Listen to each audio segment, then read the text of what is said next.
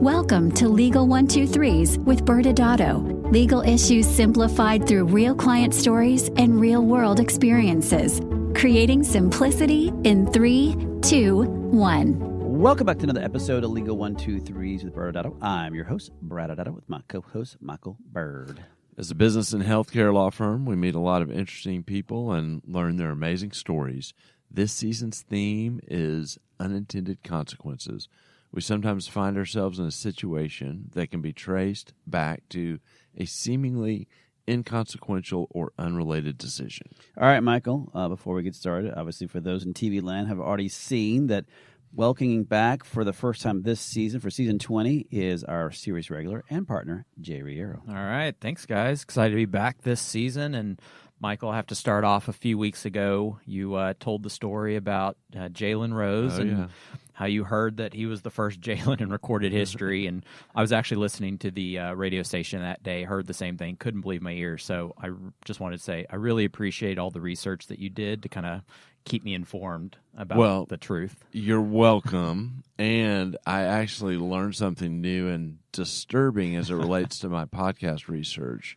I got to hear Condoleezza Rice speak at SMU, and she gave us the same warning she gives her students at Stanford and said that, by the way, young people, Google is not research. I'm like, how all this podcast stuff that we do, I mean, that's not research. Well, hopefully she, for the benefit, of your benefit at least, she said that, but Siri is a great research assistant. I inferred that. Oh, yeah, obviously. Yeah. I mean, obviously not Google. Everybody knows that. Well, ChatGPT. Yeah. Well, regardless of your resources or whether they're questionable or not, what it took me back to was I remember the Fab Five back in '91. That was one of my favorite teams, inspired my wardrobe, if you remember the basketball shorts that would go down to your shins. Yes. But, it also brought back really painful memories about the devastation that I remember 2 years later in the timeout game. Oh, yeah. Chris Webber sealed the game for North Carolina. A lot of people don't remember that he got away with traveling just like 5 seconds before that. It was like a frenetic rebound, and he took a couple of steps as he was racing down the court and then called timeout. Well, Michael, they don't call traveling anymore in the NBA or college, so I don't think we have to worry about that little detail. But speaking of the NCAA men's tournament, I was curious to find out from each of you, what is each of your favorite or most memorable moments from the tournament? Got a lot of them, but I'm a little older school guy here, and I'm going to go to the 80s like my movie references. Mm-hmm. But 1982, the NCAA championship was played in the Superdome, which is crazy. And in the championship game, my dad got tickets, so I sat in actually pretty good seats and watched some freshman named Michael Jordan playing for UNC hit the game-winning shot over the Georgetown. And Patrick Ewing was the freshman on that other teams, and they were favored in that game. So it was a pretty cool game to be at. Yeah, that's very iconic. Well, I have to say my favorite, if I had to pick a favorite, is when UT made the Final Four many years ago. Yes. Yeah, I was in shock because that's UT. But that was a very big surprise. But the thing I remember the most, kind of going back to Brad with the iconic moments, is the buzzer beater when Christian Laettner for Duke caught the full pass, turned around and drained it, and so anyway, those were both great. Totally remember those. For me, it's difficult. There's so many great memories of the different types of shots, and you see them on replay nowadays. But with today's story, the one that really came to mind and stands out to me, do either of you remember what happened on March 19th, 1995? No. I'm sure I should, I guess. I was on cruise control my last 2 months of law school, so I probably don't remember much of anything. All right, so I'll set the stage. It was the second round of the NCAA tournament that year. It was a game between the Missouri Tigers, who were ranked number 8, and the UCLA Bruins, who were ranked number 1. Missouri had hit a layup right at 4.8 seconds, took the lead 74-73. UCLA called a timeout. On the inbound, the inbound went to the famous Tyus Edney, who caught the ball, drove down the left side of the court, dribbled behind his back towards the right side, then jumped, hit a layup, buzzer beater, game winner. I don't remember how many times I recreated that play in my backyard and on the court, but it was one of the things that burned in my memory at the time. Oh, it does sound very impressive. I couldn't even imagine doing any of that, actually. Yeah, and after that shot, UCLA actually ended up going on and going all the way and winning the national championship. I remember this all very well. Jay, you said that Tyus Edney's shot was spurred by today's story. I don't think any members of that UCLA team are physicians or clients, so what's the connection? Well, it was actually the action of one of the members of that UCLA team that created this connection. We probably, for you, Michael, should start the story with a little bit of context first. I love it. So let's jump into today's story. Awesome. All right. So this story is beginning several years back. Some would say BC. BC. I know that Michael's old, but today's BC, you mean before COVID, right? Yes, yeah, exactly. We're going to go a little bit further back than we normally do, just not to when the dinosaurs roamed the earth. And when Michael was the best caveman lawyer on the planet at the time. Exactly. So we're going to start with our character in the story. We'll call him Dr. Edney. And Dr. Edney was a board-certified orthopedic surgeon licensed in California. And at the time, he was employed by a practice, let's call it Sunset Orthopedics. Okay, so far there's no movie talk between the two of you, so I'm good. Yes. Sports can take over. So, Dr. Edney had played football in college and suffered injuries all throughout his career, and this ended up shaping his passion for a focus on sports medicine. And so after med school and residency, he was accepted into a very prestigious fellowship program. It was during this program that he had the opportunity to be involved with a variety of professional, collegiate, and high school athletic teams. Yeah, and it's fairly common for orthopedics to be part of some type of team coverage for a sport. I mean, generally orthopedic surgeons really want to specialize in sports medicine, which really drives their desire to be on site for medical coverage during a practice, or even sometimes, obviously, at the sporting event itself. Yeah, we've had friends over the years that have gotten to be part of the ortho coverage for a team, and it's always exciting. Mm-hmm. Yeah.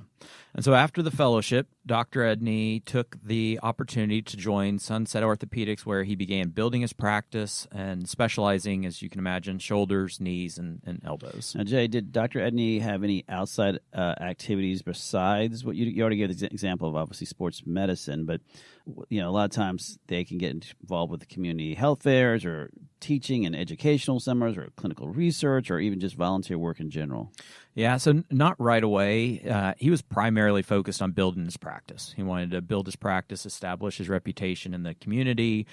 He knew that this was going to be the best way to find the opportunities that he ultimately wanted most. Which was what? And of course, that's athletic team coverage, being interested in sports medicine, having the experience in the fellowship. So that was his ultimate goal and ultimate dream. That actually kind of reminds me a lot of my dad, because my dad was the team doctor for my high school for I think 16 or 17 years, from the year I was in kindergarten to when my little sister graduated, which then eventually got him introduced to being a second opinion for the NFL, which was I think he loved that more than anything else. But yeah, it's very common for them to get involved with sports early on. Okay, so was he able to find something? Yeah, so eventually, after about a year, he landed the opportunity for a small local high school to be the head physician. Similar story there, and it was a good start. But it was about 6 months after that where you could say his dream came true, because he was presented the opportunity to become the team physician for a prominent Division I college football program, and let's call them the Bruins FC. Interesting. I wonder if the Bruins FC was located in California, Jay. Impossible to know, Brad. Impossible to know. But, Brad, what I remember most at that time was that Dr. Edney was extremely excited about this opportunity, and he reached out to us and he wanted us to review this contract form, that was being prepared by the Bruins FC. And when we got it, I remember, I looked at it, and the very first thing I thought was, this is it? Like, it was such a straightforward, common contract we've seen just in general from other situations. Having never seen an agreement from this type of context, I expected it to be 15, 20 pages of super in-depth legalese and, all these defined terms, and it really wasn't. It was much more straightforward. Yeah, there seems to be a common misconception that because someone is part of a larger organization or a big college program or something like that, that the person drafting the documents would be more sophisticated because of the size and scope of the business. And as you you and I have both seen, or all of us have seen over the years, that just because it's coming from a big group doesn't necessarily mean that, number one, it's as sophisticated, and number two, that they maybe have tested it as much as they should. But, Michael, what's your experience with these types of agreements? Well, the first thing that it reminds me of is the types of contracts you see with academic appointments for doctors. Yep. They're a different animal. They're super, you would expect them to be the same thing, just super sophisticated. And, they're usually a few pages long. They're broken up. And oftentimes they are contracts that go year to year because they're faculty appointments. And so for all of us lawyers, in contract law, usually contracts you design to automatically renew and have an evergreen clause, and with those academic contracts, that's oftentimes you got to renegotiate each year. But the closest I've ever gotten to an athlete was when I represented an NFL player buying a barbershop. I don't think this applies. No, probably a little bit different. Yeah. Save those takeaways for later. Yeah. So, Jay, did you guys get the deal done for Dr. Edney? Yeah, we did. It was a little bit of a negotiation, but at the end of the day, we secured the agreement that Dr. Edney was extremely happy with, super excited to start the opportunity, and was willing to sign. So he ended up signing the contract and became the team physician for the Bruins FC. Okay, was this the decision that later had unintended consequences? Yes, but this is where things get interesting and adds a little bit of a twist. So we need to let's travel back in a time a little further back. Further than BC? Further. Oh, wait, no, before COVID. Okay. So let's bring back the action of one of our members that I mentioned earlier, the 1994-95 UCLA Bruins team. Do either of you remember who was the best player on that team? Yeah, I can't think of that. I mean, in the 94-95, for some reason, I know somebody who was a quarterback there, Troy Aikman, so that's what I'm thinking of, but I don't know. No? Brad, you're finally becoming a secret Cowboys fan. All these number of years has just immersed you in Cowboys misery. Right. But you had training with New Orleans. Yeah, that's true. Okay. Many years of All right. training. I like it. Except the one problem is Troy had already won 2 Super Bowls by 94, 95. Okay, well, that makes sense because I was in college in 94, so maybe that's why I'm thinking about it. Yeah, also wrong sport. But anyway, no, it was Ed O'Bannon, who actually had become more famous after his playing career when he sued the NCAA in 2009. So the NCAA's amateurism bylaws had prohibited all currently enrolled student athletes from earning any kind of revenue from the use of their images in video games. And O'Bannon argued that the NCAA's amateurism rules constituted an illegal restraint of trade under the antitrust laws. Yeah, I remember this case well, and he actually eventually did win this case in 2014, and it was actually upheld on appeal. Yeah. Okay, so I'm doing math here, so and trying to do the timeline. If I remember right, all that happened sometime before Dr. Edney's story. So what am I missing? Nothing. Yeah, you're exactly right. You see, the O'Bannon case was actually created a blueprint for a bunch of other legal claims against the NCAA under the antitrust laws. And so what followed were a slew of cases and class action lawsuits that were aimed at the NCAA and how they placed strict limitations on the financial awards that student athletes could receive. And so eventually these all got combined into what became known as the Alston case, which was making its way through the process during the time that Dr. Edney was securing this dream job. Yeah, and I should have said this earlier. We're kind of throwing around some vocabulary words here, but one is that we didn't really talk about what is antitrust law and what does it mean. And for those who are not familiar with it, antitrust laws are regulations designed to promote competition and prevent monopolistic practices in the marketplace. So what does it mean? The law prohibits activities like restraining trade, ensuring the consumer and the benefits from fair practices, fair prices, and choices. And the enforcement side, although states have this too, generally from the federal agency, you're looking at the Federal Trade Commission, the FTC, or the Department of Justice, the DOJ. So I'm really curious now. I mean, we're sitting here walking down this road of Dr. Edney becoming a sports doctor for a team, and now we're talking about, this all these cases and NCAA, and how does that connect? And so I can't wait to find out. Well, I think we should go to break and come back and learn more about Dr. Edney's story and find out what unintended consequences awaited. Many business owners use legal counsel as a last resort rather than as a proactive tool that can further their success. Why?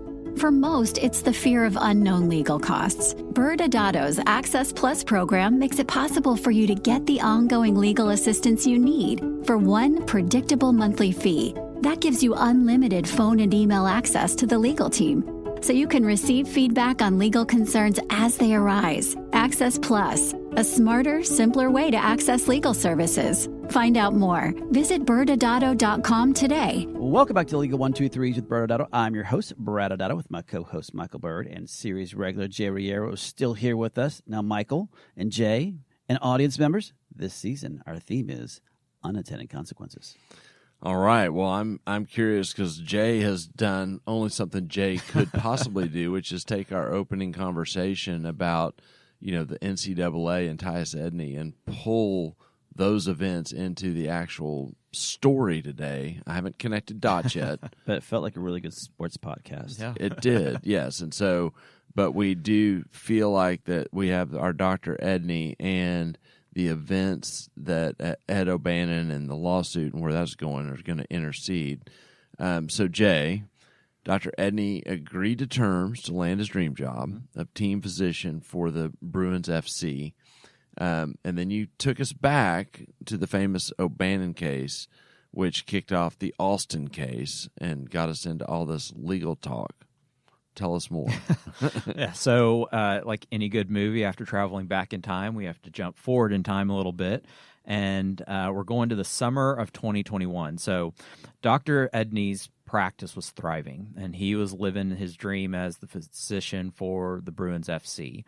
And in the summer of 2021, the Supreme Court affirmed the ruling against the NCAA requiring it to allow students to obtain other non-cash scholarships and internships and other support. Shortly after that, the NCAA changed the history of college athletics by allowing NCAA college athletes to have the opportunity to benefit from their name, image, and likeness. And several states quickly followed. And for those that don't know, the term on the street, they call it NIL. And things are way, way different in college sports landscape since then. And it's kind of wild to think that you could trace this back all the way to that play of Dr. Edney, potentially. And they won the national championship. Maybe that's what gave Ed O'Bannon the courage or desire to sue. But I'd like to remind both of you that our season theme is unintended consequences, and I really would love to know where that comes into play. All right. Well, we can wrap it all in a bow and create the connection. So, in Dr. Edney's story, the unintended consequence of his decision to become the team physician for the Bruins FC was actually the result of outside forces. So with the creation of NIL, college athletes now have the ability to earn a significant amount from NIL earnings. So I saw a table recently about Arch Manning, Hookem, that said he had almost a $3 million NIL valuation in 2024. And so what does this mean? From a malpractice perspective or from a malpractice standpoint, Dr. Edney's risk significantly increased with no action on his part overnight because of the way that NIL has now come into play with all the college athletes. And for those who aren't sports fans, Arch Manning is the quarterback for UT right now, so he's still in college is what Jay's getting to. And he has great hair. I don't know about that, but I'll take your word for it. But one of the things so going back to why this is an issue is, as an athlete, and especially on the professional side, but on even the college side, there's significant risk to the athletes, particularly college athletes, because they believe they might be able to make it to the next level, right? So the potential for long-term health can lead to substantial financial damages, especially in this recent introduction of the NIL agreements to college athletics, because now college athletes can now seek compensation that includes not only traditional medical expenses, but their value of their NIL earnings, reflecting the broader financial impact of these injuries occurring in college. So, historically, many athletes were not compensated for their images and rights and NIL damages because they weren't allowed to have it anyway, and now they can claim it. The shift highlights a new risk to those, college, those physicians that are treating college athletes. Yeah, and so when you think about it from a malpractice perspective, most policies for an orthopedic surgeon are going to have your typical $1 million per occurrence, $3 million aggregate limits. But now if you're dealing with a kid and they are making $3 million in NIL, or quite frankly, it's going to be a lot more now with the ability for college to start paying all their college student athletes, the potential for that malpractice judgment to exceed the policy limits is going to become really real fast. Yeah, and it reminds me, I remember this happening on the NFL side as well, just the new risk for team doctor that somewhat, kind of connects to this new value that college athletes have. If I remember right, an Eagles player got a $43 million malpractice judgment against the team doctor. I don't remember all the details and who the player was, but clearly NFL players have big economic value with their contracts, and it just reveals this exposure to, being a physician for these highly paid athletes. Yeah. And so what Dr. Edney's story is such a great example of how unintended consequences can be influenced by outside factors. We say all the time that healthcare is ever changing, that rules and regulations and their interpretations can and do change. We're seeing that in Texas in a variety of ways recently. And these are the more common types of outside factors that our clients face. And if they're not careful, if they're not paying attention, if they're not ready or tuned in, can really lead them to get tripped up, because overnight, without them having done anything different, they could have a significantly different risk profile because of something that was completely unrelated to them. Yeah, and we've talked about this in other shows about the idea of compliance drift, is that when you start your business, or in this case, the practice, or this great opportunity to be working with your dream job of working with a college group or whatever it is, at the time in which you started, it would have been fine because of what the rules were at that moment in time. But as things start to change, as things start to, new laws are put in place, new changes in liability happen, that's when you have to start, you can't have the head in the sand kind of moment. You have to be paying attention to these type of issues. And this is a perfect example of that probably not many people are looking at right now as the impact it's going to have on the treating physicians for college athletes. Yeah, and there's a chain of things that these doctors need to be thinking about. Number one, what's their coverage, malpractice coverage, and is that going to be adequate? And then two, are there asset protection plans that they need to start implementing to protect their personal assets if they're going to be involved in, this type of, kind of higher risk activity. But if you just blindly go into it and hope that it doesn't happen to you, I mean, you could be on the other side of what clearly is a different risk profile today than it was just a few years ago. But Jay, we're getting towards the end. Do you have any final thoughts? Yeah, I think it's really important for, physicians with the ever-changing rules and things that go on in kind of the outside, unrelated to you, to just stay attuned and stay, aware of the changing and what the landscape looks like, and be prepared and be willing to learn how to potentially, not always, make changes or make other decisions and change course. So having some of that flexibility, but it's all about staying aware. It's all about, keeping up to date, to Brad's point, understanding that compliance drift is real, and just, being prepared to potentially make decisions to alter course or to stay the course, but just understanding the risk profile has changed and be comfortable with it. Yeah, and Michael, you mentioned this a little bit a few seconds ago, it seems like now, but first off, clearly physicians need to be always thinking about their malpractice insurance. That's their first line of defense.